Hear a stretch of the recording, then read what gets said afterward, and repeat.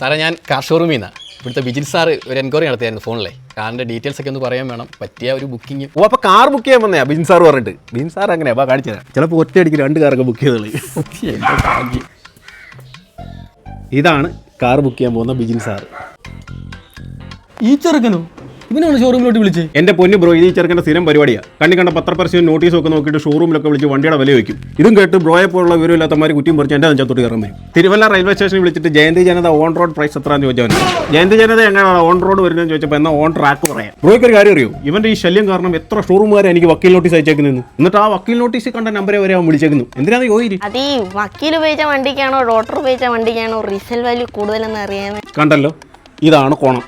അടുത്ത മഴയ്ക്ക് മുന്നേ ബ്രോ വീട് പറ്റാൻ നോക്കും. നിങ്ങളെ എനിക്കാണെങ്കിൽ 2 പറങ്ങാണ്ടി തല്ലിപ്പൊടി ചേരായിരുന്നു.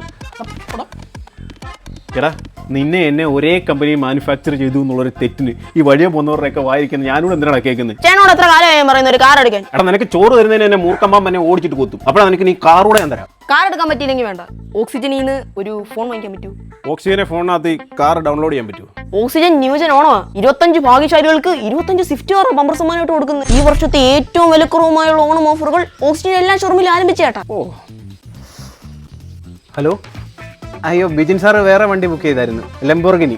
ഫെരാരി വേണ്ട, പോരാ, പുള്ളിയുടെ സെറ്റപ്പിന് അത് പോരാന്ന്. ഓ